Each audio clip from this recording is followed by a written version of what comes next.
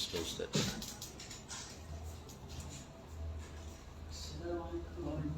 Waalaikumsalam. Tunggu hantar. Live sudah nih Ustaz. Ustaz.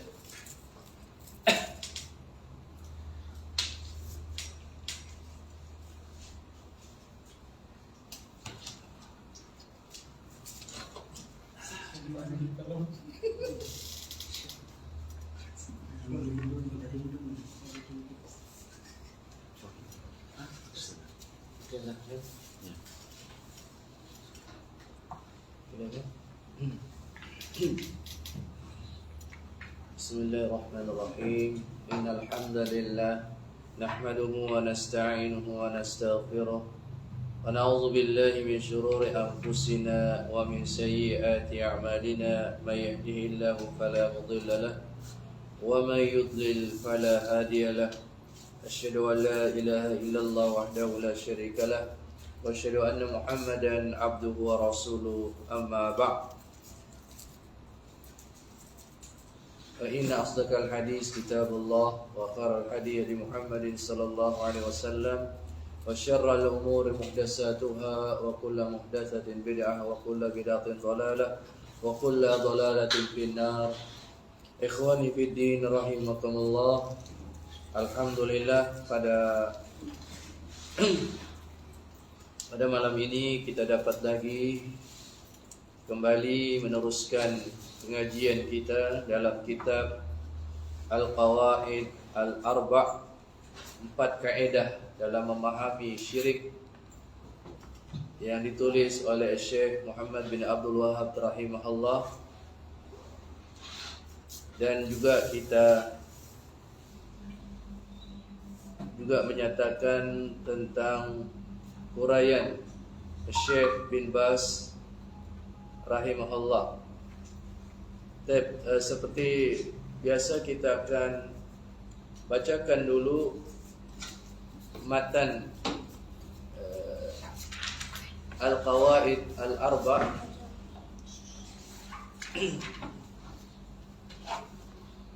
Syekh Muhammad bin Abdul Wahhab rahimahullah, dan kita sambung kaidah yang seterusnya, yaitu wal qaidatus salisatu, kaidah yang ketiga.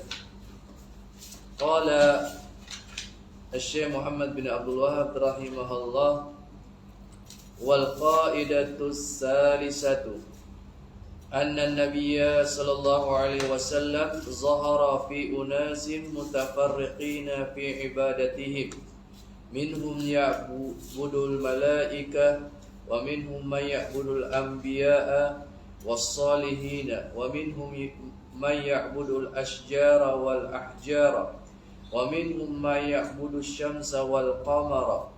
Wa qatalahum Rasulullah sallallahu alaihi wasallam wa lam yufarriq bainahum.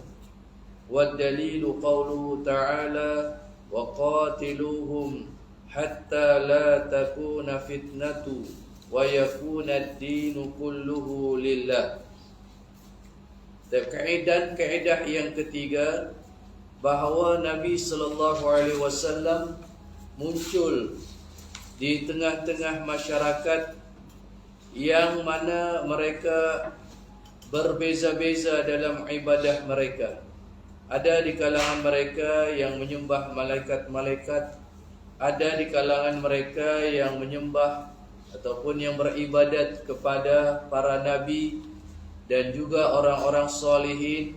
Ada di kalangan mereka yang beribadah kepada pokok-pokok dan batu-batu, dan ada di kalangan mereka yang menyembah matahari dan bulan. Maka Rasulullah sallallahu alaihi wasallam memerangi mereka dan tidak membezakan di antara mereka. Dalilnya firman Allah Subhanahu wa taala dalam surah Al-Anfal ayat 93, yang artinya, dan kamu semua, dan hendaklah kamu perangi mereka sehingga tiada lagi fitnah, yaitu syirik, dan segala semua peribadatannya ditujukan kepada Allah Subhanahu wa taala semata-mata. Dan kita lihat syarah Syekh bin Baz rahimahullah dalam muka surat 95. Al-qaidatus salisah, kaidah yang ketiga, anna Nabi sallallahu alaihi wasallam zahara fi unasin syirkuhum mutanawwi'. Nabi sallallahu alaihi wasallam berada di tengah-tengah masyarakat yang mana mereka ini mensyirikkan Allah dengan pelbagai bentuk kesyirikan, bukan hanya satu sembahan, tetapi pelbagai sembahan.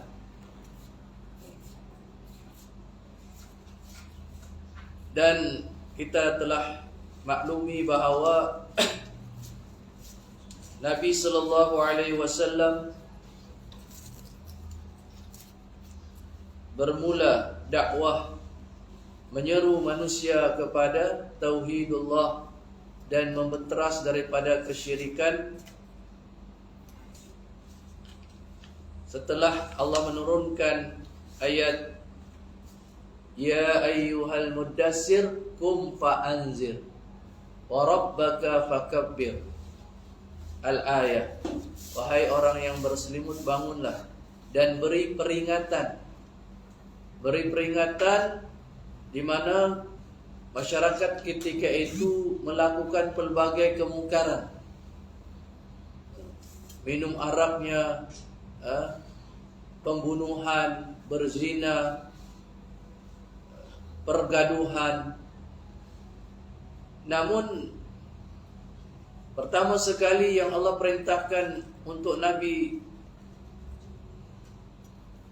an-nahyu 'anil munkar, yaitu mencegah kemungkaran mereka ini adalah asyirku billah, mensyirikkan Allah.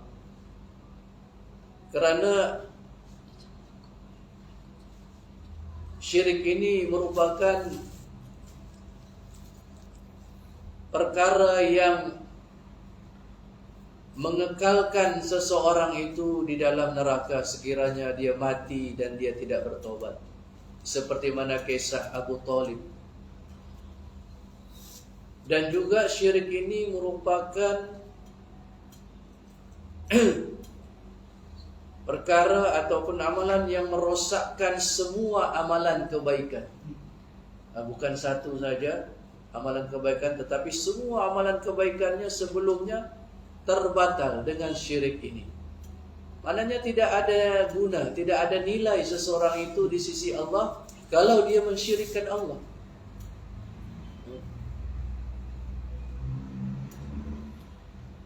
Dan seperti mana yang kita nyatakan tadi, dia kekal dalam neraka, khalidina fiha abada. Jadi orang-orang ataupun masyarakat jahiliyah mereka ini bukan hanya beribadat kepada satu sembahan sahaja, seperti mana yang dinyatakan oleh Syekh penulis kitab Al-Qawaid Al-Arba'. Dan kemudian disyarahkan di sini oleh Syekh bin Baz, wa aqsamun wa anwa', pelbagai bentuk peribadatan mereka. Minhum may ya'budul anbiya, ada di kalangan mereka yang menyembah para nabi. Wa minhum may ya'budul malaikah, ada di kalangan mereka yang menyembah malaikat. Wa minhum may ya'budus salihin, ada mereka yang beribadah kepada orang-orang salihin. Wa minhum may ya'budul jin, ada di kalangan mereka yang beribadah kepada jin. Wa minhum may ya'budul asjara wal ahjar, dan ada di kalangan mereka yang beribadah kepada pokok-pokok dan batu-batu. Wa minhum may ya'budus syamsa wal qamar, dan ada di kalangan mereka yang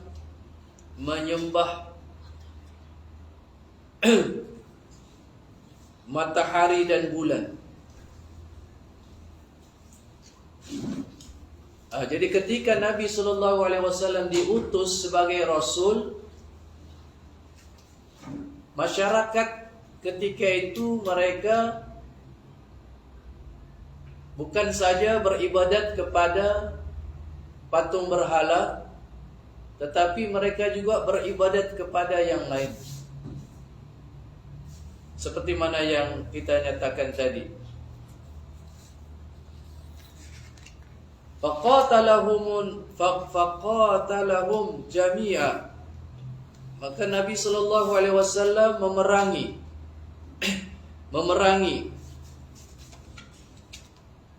memerangi orang-orang yang mensyirikkan Allah. Begitu juga para sahabat juga memerangi orang-orang yang mensyirikkan Allah Subhanahu wa ta'ala, yang mensyirikkan Allah Subhanahu wa ta'ala.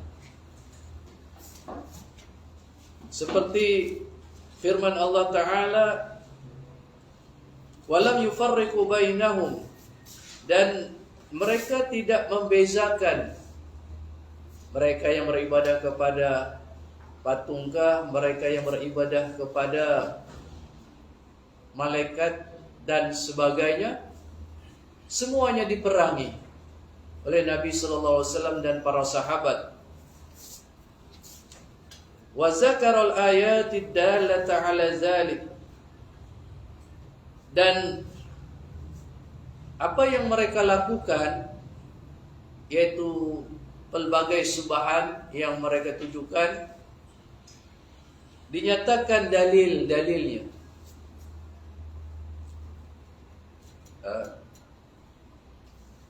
Mereka yang menyembah misalnya malaikat, ada dalilnya.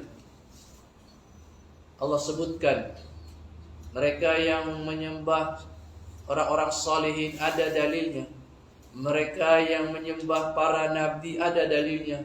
Mereka yang menyembah matahari bulan, ada dalilnya. Mereka yang menyembah apalagi pokok-pokok dan batu-batu, ada dalilnya.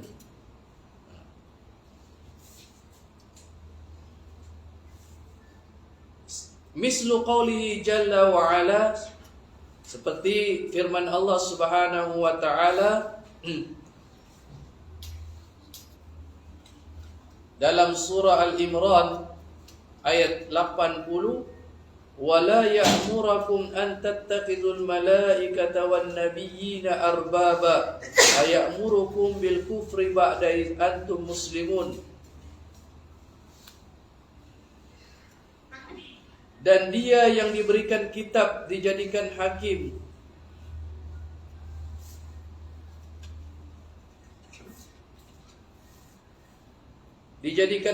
serta Nabi tidak memerintahkan kamu semua untuk mengambil para malaikat dan para nabi sebagai Tuhan sembahan. Sudah ada larangan dinyatakan dalam ayat itu, jangan kamu menjadikan malaikat-malaikat dan nabi-nabi ini sebagai sembahan kamu. Adakah logik dia menyuruh kamu semua dengan kekufuran selepas kamu telah menyerah diri kepada Allah? Setelah kamu itu muslimun.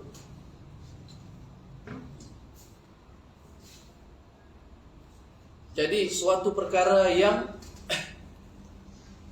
dibenci oleh orang yang beriman ini ialah dia kembali kepada kekufuran. Seperti mana dia benci, dia dihumban ke dalam api. Oleh kerana itu Allah melarang menjadikan malaikat-malaikat dan nabi-nabi ini sebagai sembahan. Dan di antara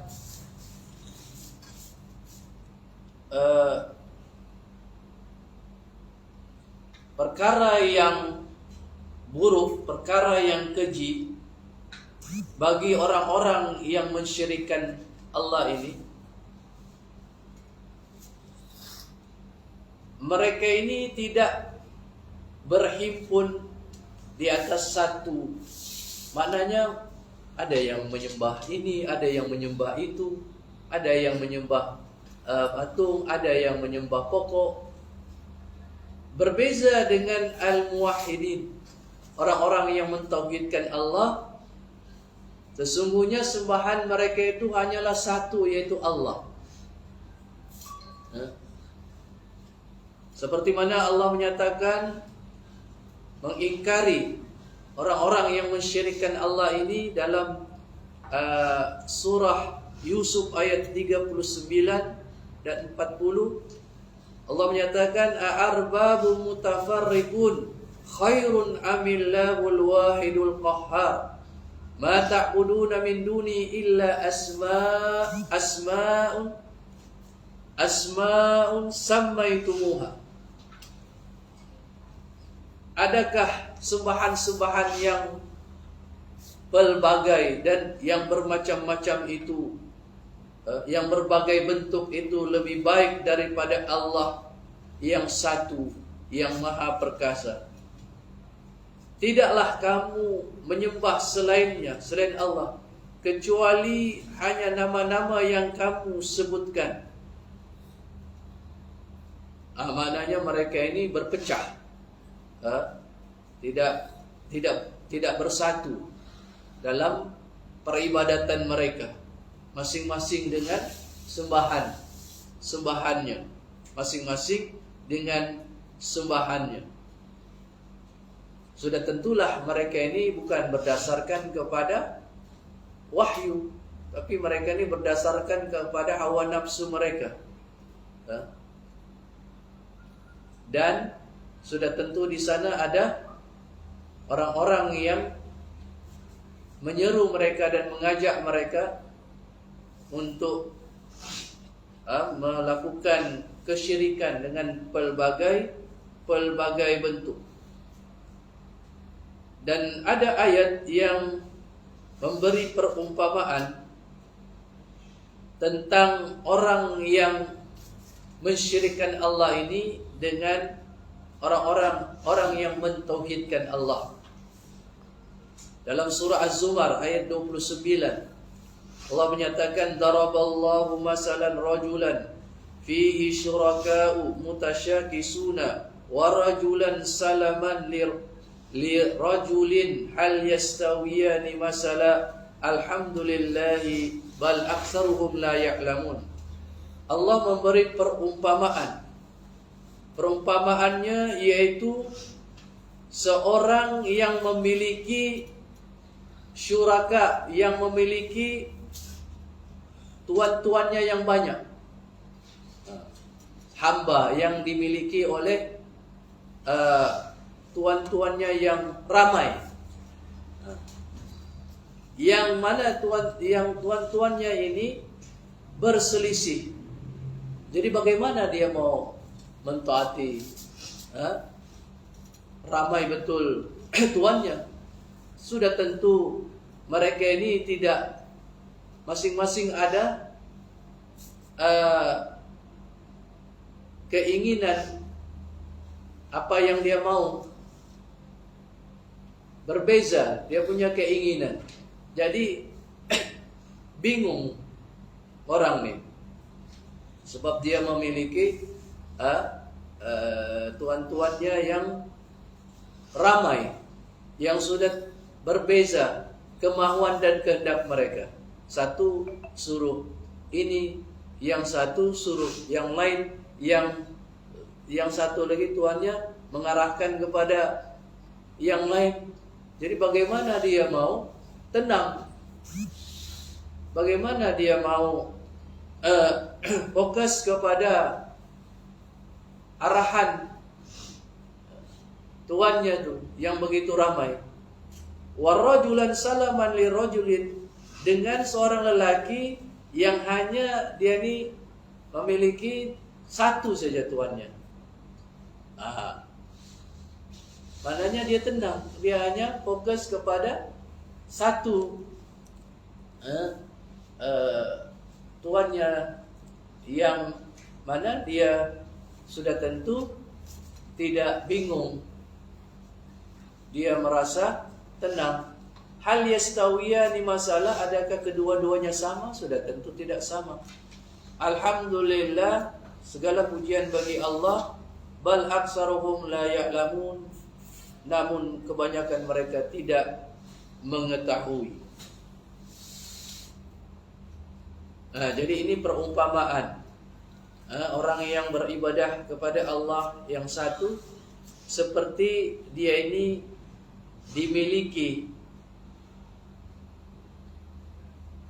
oleh seorang saja Tuhan.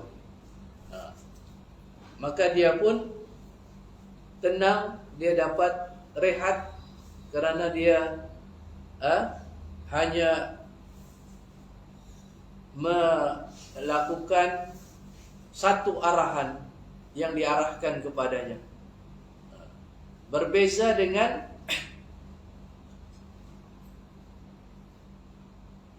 seseorang yang dimiliki oleh ramai tuannya, maka dia tidak mengetahui apa sebenarnya. Satu suruh ini, suatu suruh yang lain, dan yang lain pula menyuruh dia dengan yang lain.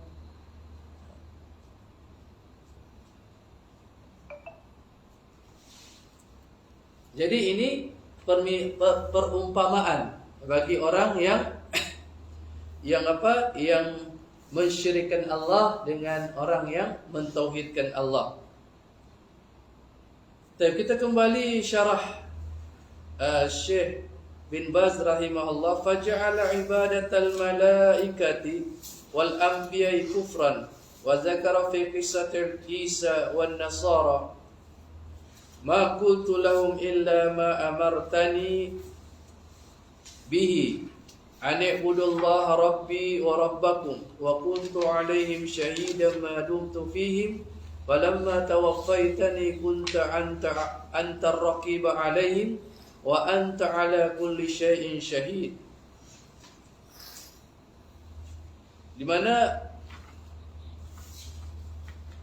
Allah menjadikan orang-orang yang beribadat kepada malaikat dan nabi-nabi ini sebagai orang-orang yang kufur, ingkar.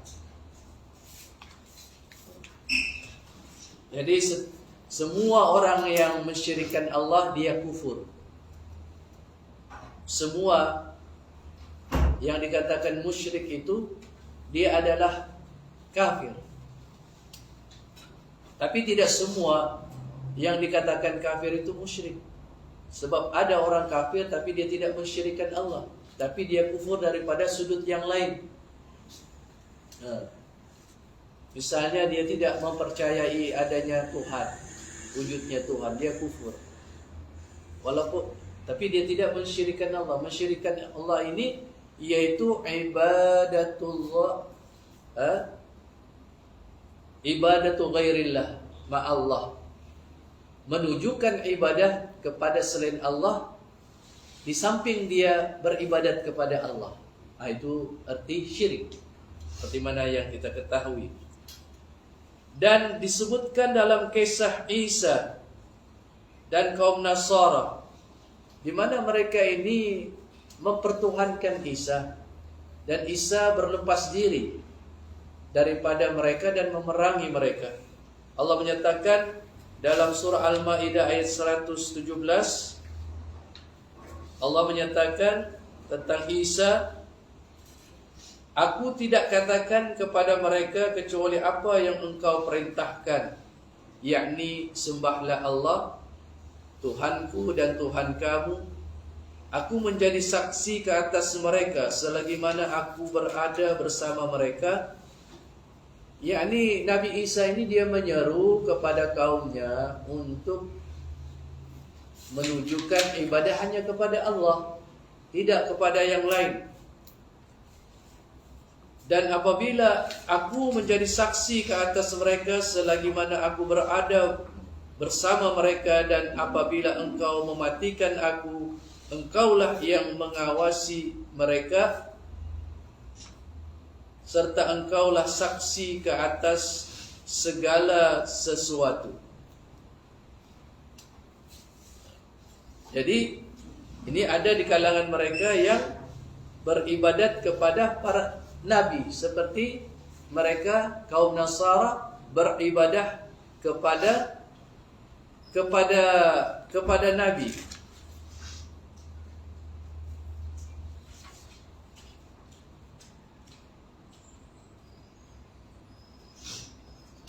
Jadi ini bantahan terhadap golongan apa yang menyatakan bahawa orang yang menyembah patung berhala itu tidak sama. Jangan kamu samakan dengan orang yang menyeru orang-orang soleh, nabi, malaikat. Sebab mereka kata yang patung itu ataupun batu ataupun pokok itu perkara yang kaku. Berbeza dengan orang-orang salihin, wali, nabi, malaikat. Jadi mereka membezakan, sedangkan Nabi Sallallahu Alaihi Wasallam tidak membezakan. Pokoknya siapa saja yang menunjukkan ibadah kepada selain Allah, tidak kira dia itu jamadat, benda-benda kah, ataupun yang tidak dapat dilihat, misalnya malaikat, ataupun orang-orang solihin, para nabi. Nabi tidak membezakan, semuanya Nabi perangi. Semuanya Nabi perangi.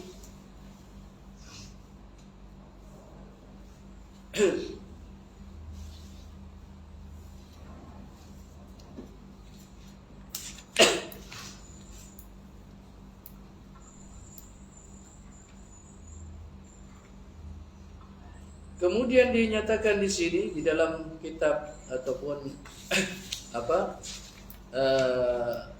yang dinyatakan oleh Syekh Muhammad bin Abdul Wahhab rahimahullah, bahwa tidak ada perbezaan, semuanya mensyirikkan Allah apabila dia menunjukkan ibadatnya itu kepada selain Allah. Dinyatakan oleh Syekh rahimahullah, dalilnya dalam surah Al-Baqarah, wa qatiluhum hatta la takuna fitnatu wa yakuna ad-dinu lillah. Dan perangilah mereka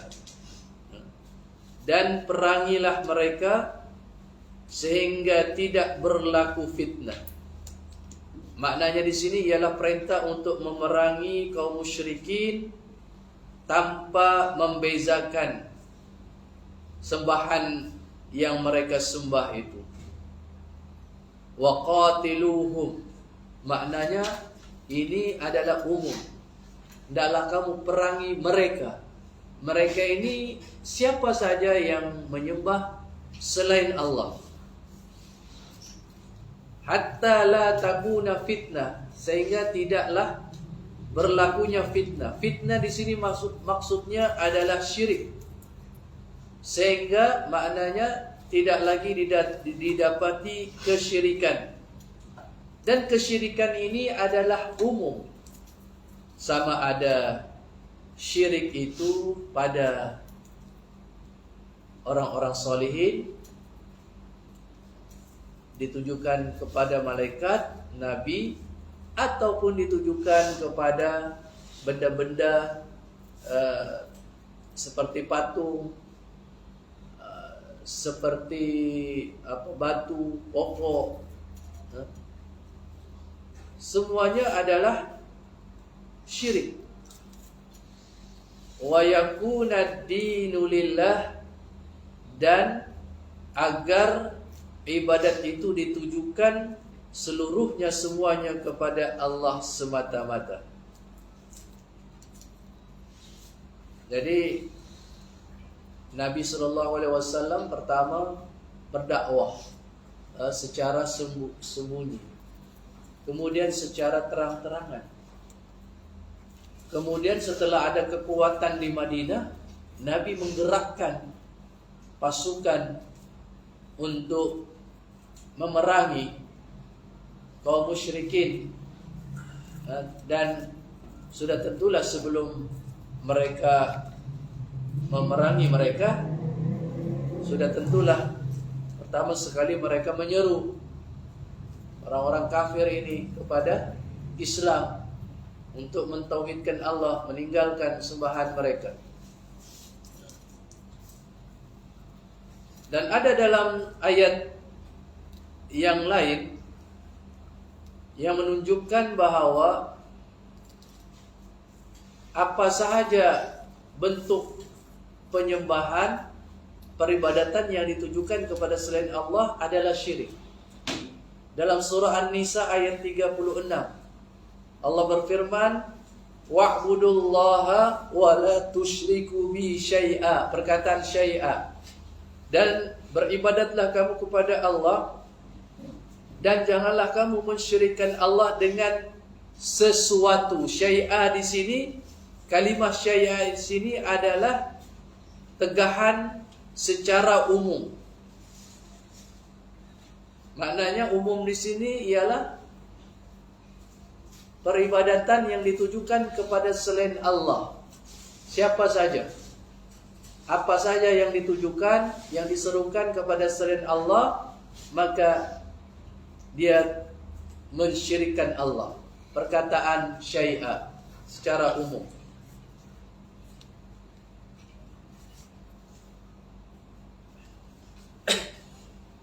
Kemudian kita kembali kepada syarah Syekh ini. Wa zakara fil ashjari wal ahjari was salihin kazalika afara'aytumul lata wal uzza wa manata salisatal ukhra wal latu rajulun salihun wa manatun hajarun wal uzza syajarah. Tadi ayat yang dinyatakan oleh Syekh bin Baz rahimahullah tentang larangan beribadah kepada malaikat dan para nabi. Kemudian disebut larangan menunjukkan ibadah kepada pokok-pokok, batu, dan orang-orang solihin. Seperti mana dalilnya? Afara'aitumul lata wal uzza wa manatas salisatal ukhra.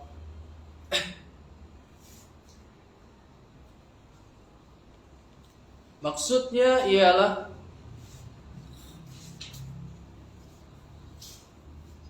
adakah kamu semua melihat Lat, Uzza dan Manat yang ketiga daripada yang telah disebutkan tadi yang rendah lagi hina?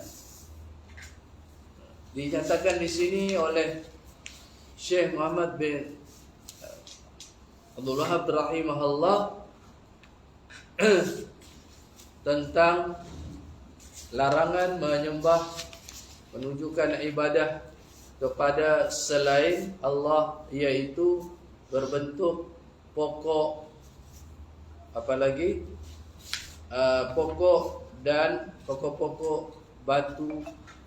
Dalilnya dalam surah An-Najm ayat 19 dan 20 yang kita bacakan. Afara'aitum, maknanya ini adalah istifham ingkar. Adakah kamu melihat, maknanya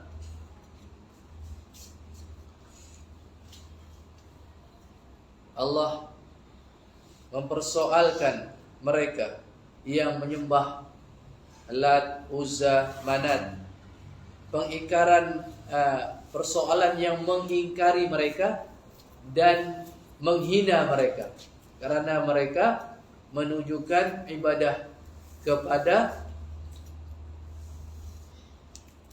Al-Lata, Uzza dan Manat. Al-Lata ni dia seperti mana yang dinyatakan sini, rajulun saleh. Kalau dibaca afara'aitumul latta, al-latta, tak tu bersabdu, maknanya ialah seorang yang soleh, yang dia ini berkhidmat, mengadun roti, membuat roti untuk diberikan kepada para jemaah haji. Maka apabila dia meninggal dunia, mereka pun binaan di atas kuburnya, dan mereka beribadah, menunjukkan ibadah mereka kepada orang soleh yang meninggal dunia, karena mereka menganggap dia ni orang yang soleh. Tapi kalaulah dibaca Al-Lata, Al-Lata maknanya ialah ini adalah satu bentuk sonam, yaitu patung yang berada di Taif. Dia ini adalah, dinyatakan di sini, dia adalah sakhrah mangfusyah, yaitu batu yang diukir. Dan mereka ini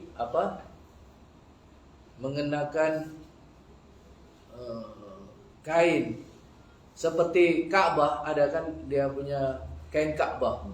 Dorang pun menutupi ataupun dia menghiasi, menutupi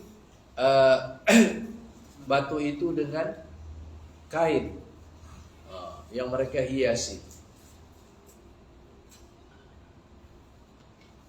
Maknanya mereka ini ingin menyerupai Ka'bah, binaan itu.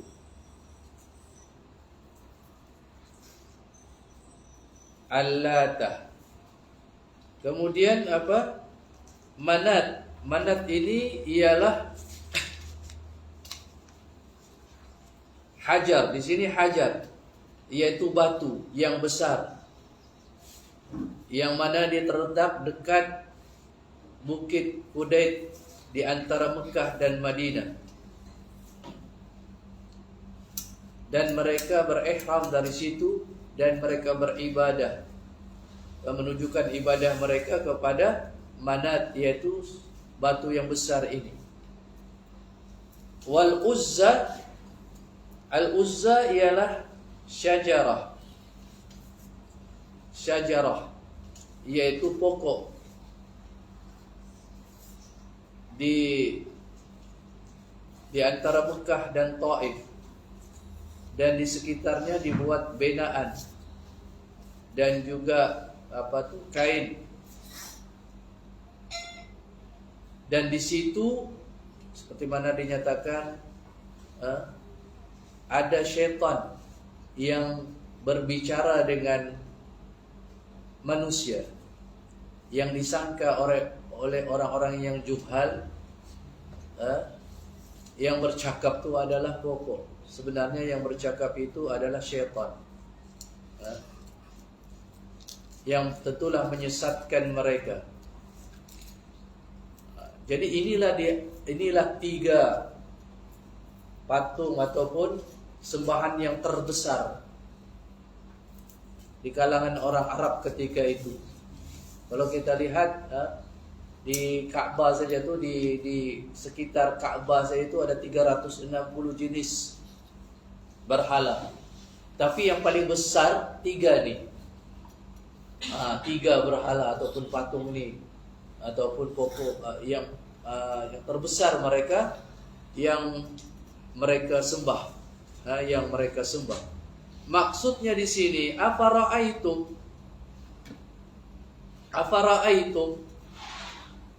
Maksudnya di sini,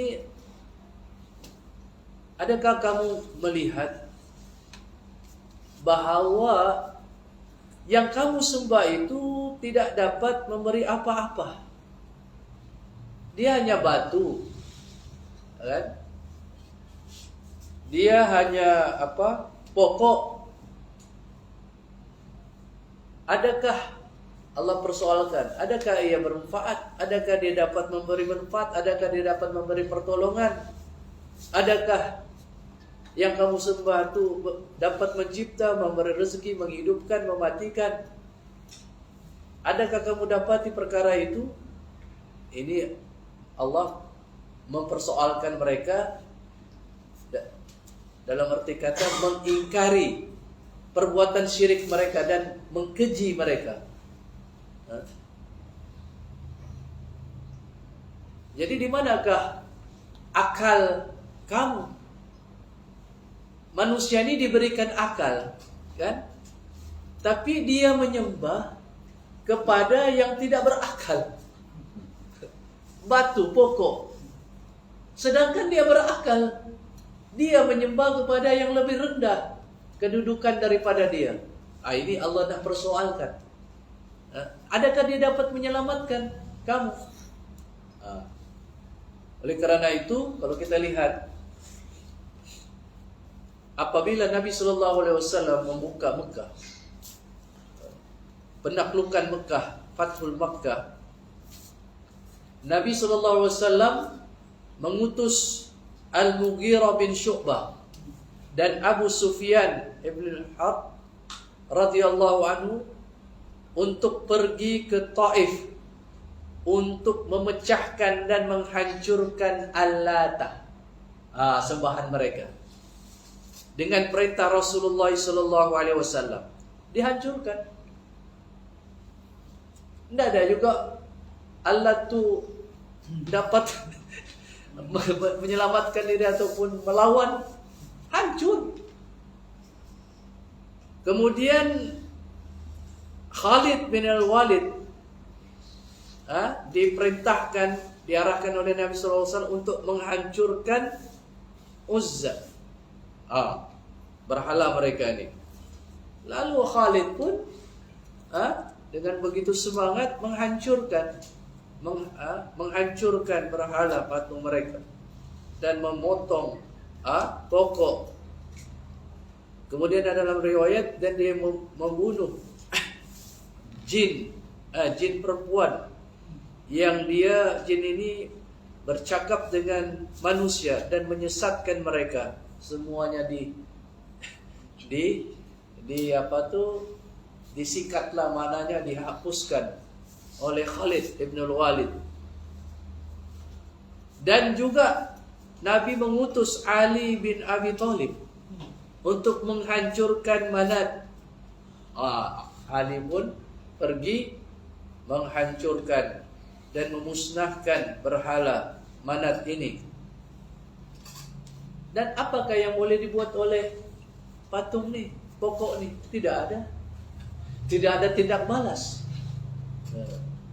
Kadang-kadang ada orang takut, jangan kau.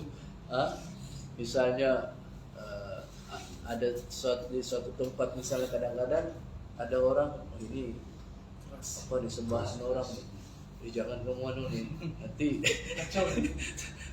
pelawan dia. Jadi ada, tengok para sahabat kan, mereka tidak ada takut, macam Nabi Ibrahim kan, alaihissalam, mana dia takut kan? Tapi janganlah kita buat seperti Nabi Ibrahim. Tangkap kita. Ini dikatakan negara apa? Majmuk. Jadi kekuatan, kemampuan dan kekuatan. Sebab di sini ada kekuatan kaum muslimin, pemimpin. Itu barulah boleh dilakukan. Sebab bumi ini tidak akan aman. Tidak akan aman. Bukan aman ada pencuri ke. Tidak aman selagi kesyirikan ada di muka bumi. Itulah Nabi Allah menyatakan waqatilu hatta la takuna fitnah. Ini kadang-kadang mau memerangi rasuah. Ini tidak adil, itu tidak adil. Masuk penjara. Tapi masalah yang lebih besar, masalah yang pertama di dalam kubur. Apa yang pertama disoal? Tentang akidah. Orang demo, bersemangat, berteriak, angkat spanduk. Saya melihat tuh geling kepala lah. Allah yahdihim. Mudah-mudahan Allah memberi hidayah kepada mereka. Bukan sedikit. Yang demo tuh pakai lagi kopiah macam kita, serban lagi. Jadi inilah apa kata orang, suasana akhir zaman. Benda-benda yang kita pelajari ini sangat ya mereka anggap sangat kecil. Ini sampingan. Tapi kalau membicarakan masalah-masalah misalnya siasa, mereka hafal. Dalil-dalil pun dihafal. Coba tanya dalil tentang bagaimana tentang misalnya tentang syirik, kan? Coba sebutkan tentang larangan syirik misalnya. Berapa orang yang dapat jawab? Tentang memerangi syirik misalnya. Sebab bumi ini tidak akan aman. Sebab orang yang mensyirikkan Allah sangat murka. Kalau raja murka boleh lagi, tapi kalau sudah Allah murka, jadi itulah maknanya. Kalau kita lihat Islam ini, dia sebenarnya memerangi untuk memerangi orang yang mensyirikkan Allah untuk menyelamatkan mereka. Sebab sebelum perang, Nabi SAW menyeru mereka untuk Islam, kan? Untuk selamat. Sebab Nabi pun sebelum itu menyatakan aslim taslam. Nabi selalu menyatakan dakwah kepada masyarakat di Mekah sehingga di Madinah. Allah menyatakan sehingga surat-surat yang Nabi perintahkan kepada sahabat menulis diantar kepada pembesar-pembesar di luar kota Madinah. Aslim taslam. Maknanya Islam selamat. Orang musyrikin ini apabila mereka menerima Islam, alhamdulillah mereka selamat. Dosa-dosa mereka dihapuskan yang terdahulu. Ya jubbu ma qablahu. Dosa-dosa orang yang syirik ini apabila di Islam, ini kelebihan dia, dosa-dosanya yang terdahulu hapus semuanya. Dengan Islam. Kalau dia tidak ketika itu Islam, dia menyerah. Dia tidak mau berperang sebab dia mungkin gerun, dia dikenakan jizyah, denda, supaya dia boleh berpikir. Dan dalam masa itu dia akan melihat Islam dan orang Islam dan ajaran Islam itu. Lebih baik daripada aku tiap-tiap tahun aku bayar bukti, bayar denda, bagus aku masuk Islam. Jadi kalau mereka enggan juga berarti mereka mau perang. Tapi itu pun mereka masih maknanya orang musyrikin yang mati dalam perang, azabnya lebih ringan daripada orang yang musyrik yang kekal, tidak mati sampai dia meninggal dunia. Sebab dia mati dahulu, jadi dia azab juga, tapi tidaklah sama dengan orang yang musyrik yang hidup sampai dia mati. Sampai begitu sekali. Sebab kalau tidak diperangi, kan? Jadi mereka akan mati dalam keadaan syirik. Mereka kekal di dalam neraka. Azab mereka sangat dahsyat.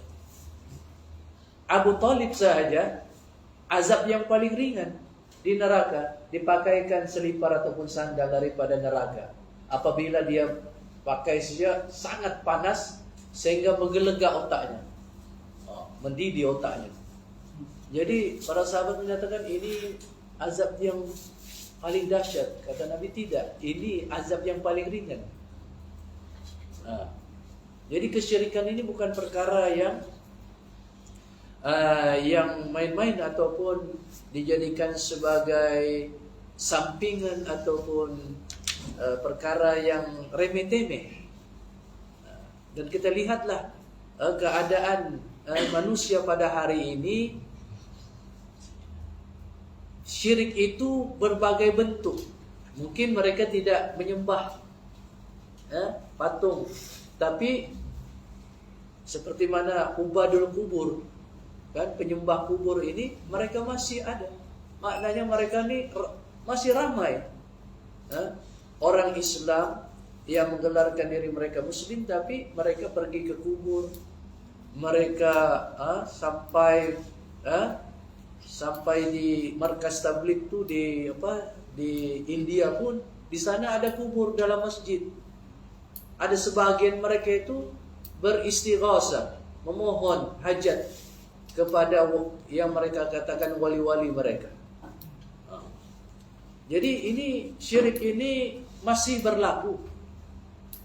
Dan kita, alhamdulillah, kita dapat memahami kedudukan Islam ini kalau kita lihat bagaimana Nabi SAW berdakwah. Syariat Islam ini banyak, tapi 10 tahun Nabi diarahkan oleh Allah hanya untuk menyeru manusia kepada mentauhidkan Allah dan meninggalkan kesyirikan. Bukan 1 tahun, tapi 10 tahun di Mekah. Dan apabila Nabi berhijrah daripada Mekah ke Madinah, sebelum hijrah itu Nabi berdakwah di Mekah selama 13 tahun. Hanya ada lebih kurang 140 lebih. Lebih kurang begitulah orang yang mau menyahut seruan Nabi, yang mau mengikut Islam yang didakwahkan oleh Nabi.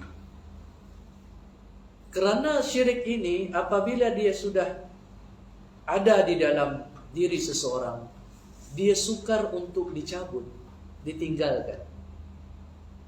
Oleh kerana itu di awal dakwah Nabi SAW selama 13 tahun itu, sukar Nabi untuk mengislamkan masyarakat Mekah. Sebaliknya lebih ramai yang menentang dia, sehingga Nabi pergi ke Taif. Semua penduduk Taif tidak menerima dakwah, sehingga anak-anak pun disuruh melontar, membaling batu ke arah Nabi SAW. Kalau kita lihat Nabi Nuh alaihi salam bagaimana dia dakwah, berapa orang saja yang mahu naik bahtera Nabi Nuh, boleh dikira. Yang selebihnya, yang lebih ramainya, mereka tetap dengan kekufuran, kesyirikan mereka. 950 tahun, begitu lama. Walaupun memang umur umat terdahulu lebih panjang, tapi angka itu sudah menunjukkan begitu lamanya. Maknanya susah untuk dihilangkan kesyirikan itu. Kesyirikan itu susah untuk dihilangkan. Jadi sekarang ini tren orang mahabbatus sholihin. Ini dia punya jalan, mahabbatus sholihin, yaitu mencintai orang-orang sholihin. Sehingga apa yang dikatakan oleh orang soleh itu semuanya benar. Ini jalan-jalan membawa kepada kesyirikan, sehingga dia tutup mata. Semua yang dikatakan oleh syekhnya, gurunya, ustadznya semua benar. Alasannya apa? Mahabbatus sholih, mencintai ulama, orang-orang saleh. Jangan kita pertikaikan, nanti kita derhaka. Tidak boleh soal, tidak boleh soal. Diam saja, ikut saja guru kita. Nanti dia akan memberi syafaat kepada kita. Itu sampai pada situ dia ada. Setan ni dia bukan satu strategi. Kalau kita lihat Allah menyatakan wala tattabi'u khutuwati syaitan. Jangan kamu mengikuti langkah-langkah syaitan. Bukan satu langkah syaitan ini, dia ada pelbagai cara.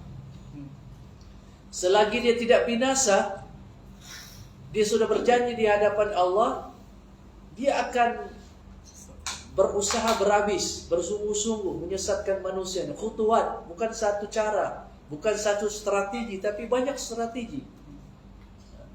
Jangankan dalam solat kita pun diganggu. Apalagi di luar solat. Di dalam solat pun kita diganggu oleh syaitan. Tapi beruntunglah orang-orang yang disebutkan oleh Allah Subhanahu wa taala, di mana syaitan menyatakan, aku dapat menguasai mereka. Illa min ibadikal mukhlasin. Kecuali di kalangan hamba-hambamu yang ikhlas. Yang ikhlas, yang benar-benar mentauhidkan Allah, yang benar-benar mengikhlaskan ibadahnya kepada Allah, tidak mensyirikkan Allah. Jadi inilah kedudukan yang perlu diketahui oleh setiap orang Islam. Mesti dia mengetahui apa yang dibawa oleh Nabi Sallallahu Alaihi Wasallam, apa yang utama, apa yang paling penting. Kalau kita lihat dalam kehidupan masyarakat hari ini, kadang-kadang orang-orang agamawan pun mereka lebih membahas tentang misalnya masalah-masalah fiqh, masalah-masalah misalnya sejarah, hatta bahasa, tetapi membahas masalah akidah, masalah-masalah iman, masalah-masalah tauhid ini tidak begitu diberi perhatian yang sewajarnya. Padahal inilah keutamaan sebagai seorang muslim. Maka kita bersyukur kepada Allah Subhanahu wa taala karena kita diberikan kemudahan oleh Allah untuk dapat kita mempelajari tauhid, mempelajari, memahami syirik, dan tidak berhenti di situ sahaja, tetapi kita ada tanggung jawab untuk kita menyebarkan ataupun menyampaikan persoalan-persoalan pokok ini kepada masyarakat, kepada keluarga kita dan masyarakat secara umumnya. Allah Subhanahu wa taala berfirman, wa tawassaw bil haqq wa tawassaw bis sabr. Dan mereka berpesan-pesan dengan kebenaran dan berpesan-pesan dengan kesabaran. Baik, kemudian kita kembali kepada syarah Ibnu Baz, Syekh bin Baz rahimahullah. Wal maqsud anna al-musyrikin tanawwat ibadatuhum li ghairillah, minhum man ya'budu asy-syamsa wal qamar, wa minhum man ya'budu an-nujum, wa minhum man ya'budu al-jinna ila ghairi zalik. Maksudnya, kata Syekh bin Baz rahimahullah, bahwa orang-orang musyrikin ini ibadat mereka ini bermacam-macam yang mereka tujukan kepada selain Allah. Ada di kalangan mereka yang menyembah matahari, bulan, menyembah bintang, menyembah jin dan lain-lain. Maknanya bukan hanya mereka ini menyembah patung. Jangan dipahami bahwa orang musyrikin itu hanya menyembah satu sembahan saja, patung, tapi mereka menyembah juga benda-benda yang lain. Faqatalahum Rasul sallallahu alaihi wasallam wa qatalahum as-sahabah wa lam yufarriqu bainahum. Lalu Nabi sallallahu alaihi wasallam memerangi mereka. Memerangi ini Kalau kita lihat dakwah Nabi SAW bermula dengan perlahan-lahan sembunyi, ya, karena permulaan dakwah begitulah. Kemudian setelah itu secara terang-terangan. Kemudian setelah ada kekuatan, ada negara, yaitu Madinah, ada kekuatan, maka dengan kekuatan.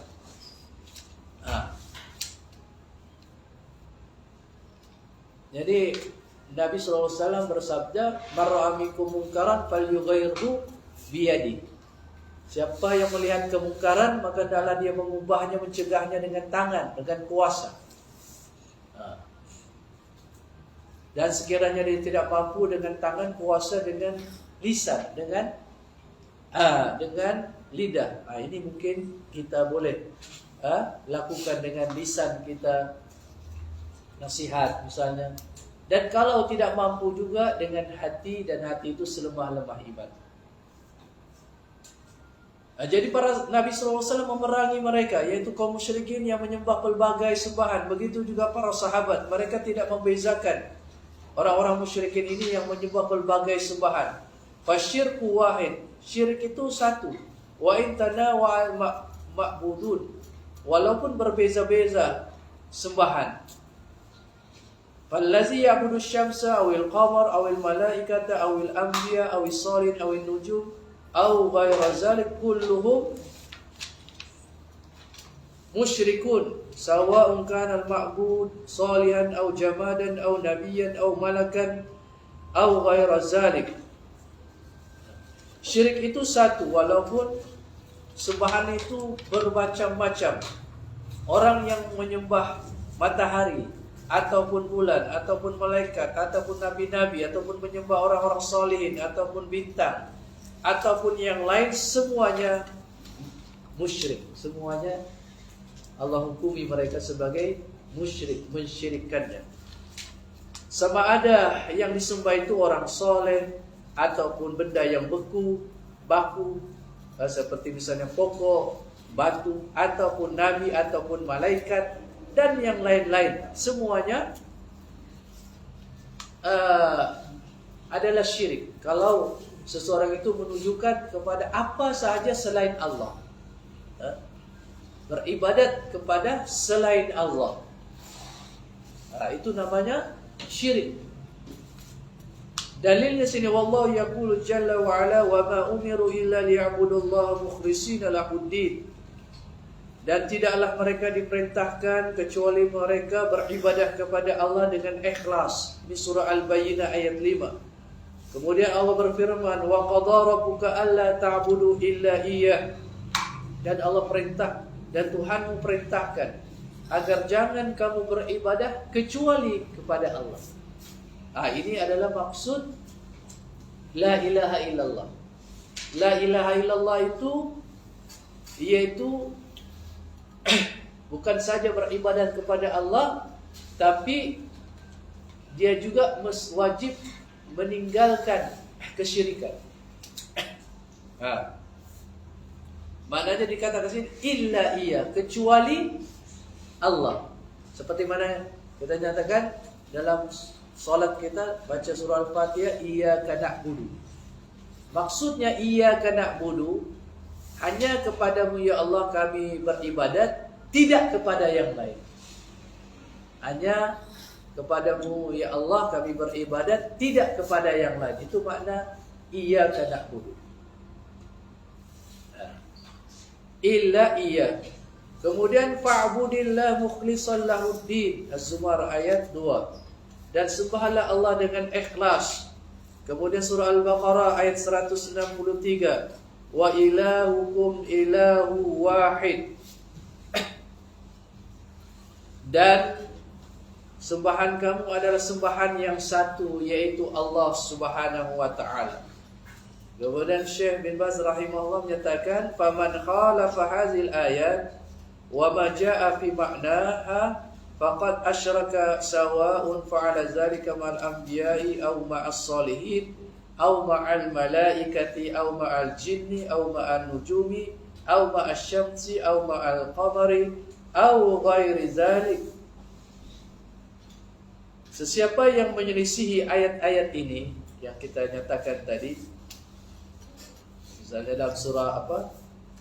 Wa qadara rabbuka alla ta'budu illa iya, dan ayat-ayat yang semakna, maka dia telah mensyirikkan Allah, sama ada dia lakukan, tujukan ibadat itu kepada nabi-nabi ataupun orang-orang salihin, ataupun dia tujukan ibadatnya itu kepada malaikat-malaikat, kepada jin, ataupun bintang, ataupun matahari, ataupun bulan dan sebagainya.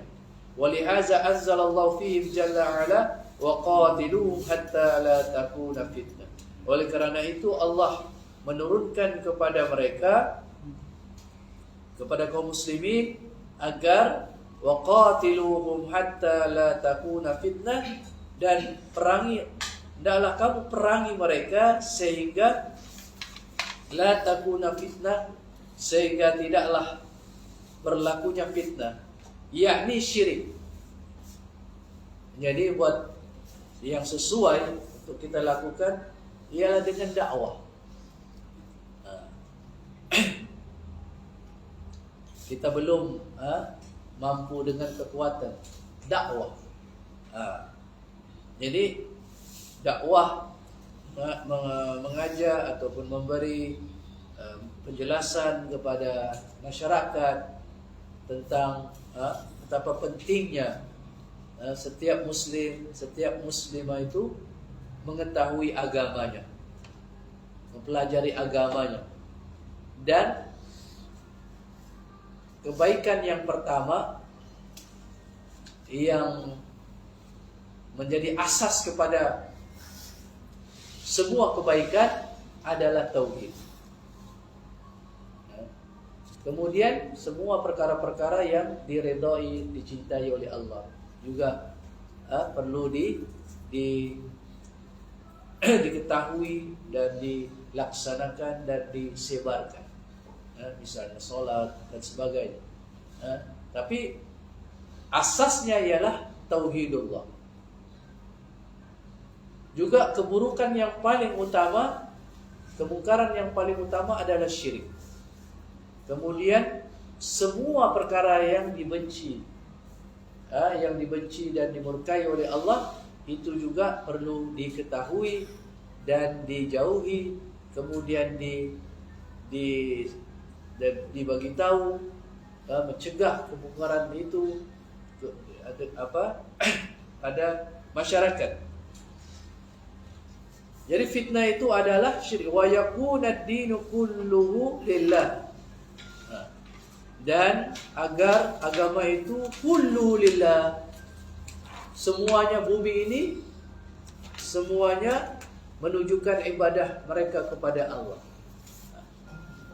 Jadi kalau begitu, kalau kita lihat realiti pada hari ini, maka kesyirikan ini masih wujud dengan pelbagai bentuk. Maka setiap muslim hendaklah dia mengetahui, kerana ada keterangan berikutnya dinyatakan oleh Syekh rahimahullah tentang orang-orang Islam yang jahil tentang syirik ini, sehingga mereka ditegur oleh Nabi sallallahu alaihi wasallam. Kalau Nabi tidak nasihati mereka ini, sudah tentu mereka melakukan kesyirikan. Jadi bahayanya kejahilan ini, sehingga seseorang itu melakukan perkara dosa yang paling besar, yaitu asyirku billah, dalam keadaan dia jahil. Ini sangat berbahaya, sangat berbahaya. Oleh karena itu setiap muslim hendaklah dia mengenal Allah ini, termasuklah bagaimana mengikhlaskan ibadah kepada Allah, mentauhidkan Allah Subhanahu wa taala, dalam masa yang sama mengenal akan syirik, agar kita tahu syirik itu dan kita dapat menyelamatkan diri kita daripada kesyirikan. Sedikit lagi kita nyatakan di sini uraian Syekh bin Baz rahimahullah, fasyirku yutlaqu 'alal fitnah. Syirik itu dimaknakan dengan fitnah. Dalam ayat waqatiluhum hatta la takuna fitnah, dan dalam kamu perangi mereka sehingga tidak berlaku fitnah. Fitnah di sini adalah syirik. Seperti mana firman Allah Ta'ala, waqatiluhum hatta la takuna fitnah, yakni hatta la yaqa'a syirkum billah wa yakuna ad-dinu kulluhu lillah. Maksudnya sehingga tidak berlaku kesyirikan terhadap Allah dan sehingga agama itu semuanya ditujukan kepada Allah. Kemudian dinyatakan oleh Syekh di sini, Syekh bin Baz, beberapa makna tentang fitnah. Maknanya dalam ayat itu fitnah itu adalah syirik, tapi ada beberapa makna fitnah ini. Wal ikhtilaf yusamma fitnah. Ikhtilaf ini berselisih dinamakan juga fitnah. Kemudian wal ma'asi tusamma fitnah. Maksiat juga dinamakan fitnah. Walakinna huna al fitnatu asyirku billah. Tetapi dalam ayat ini, dalam ayat 39 surah Al-Anfal, maksud fitnah itu adalah asyirku billah, mensyirikkan Allah. Seperti mana firman Allah Jalla wa ala, yas'alunaka 'anil syahril harami qitalin fi kul qitalun fihi kabir summa qala wa saddun an sabilillah wa kufrun bihi wal masjidil haram wa ikhraju ahli minhu akbaru 'indallah. Kemudian summa qala wal fitnatu akbaru minal qatl, dan fitnah itu lebih besar daripada membunuh, yakni asyirku. Jadi maksud wal fitnah akbaru minal qatl, dan fitnah itu lebih besar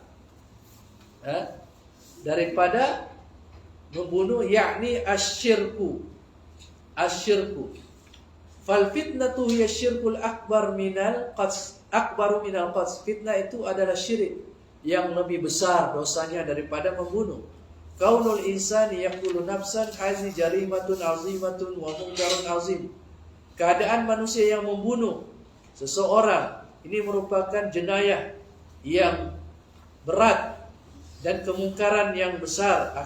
Walakinna qawnahu yusyriku billah a'zamu minal qatl. Akan tetapi kedudukan dia mensyirikkan Allah itu lebih besar jenayahnya daripada pembunuhan, daripada membunuh. Nas'alullah al-afiyah.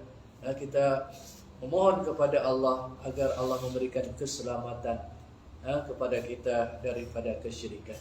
Jadi ini yang dapat kita pelajari pada malam ini, dan insyaallah kita sambung tentang kaidah yang ketiga ini menerusi syarahan yang dinyatakan oleh Syekh bin Baz rahimahullah.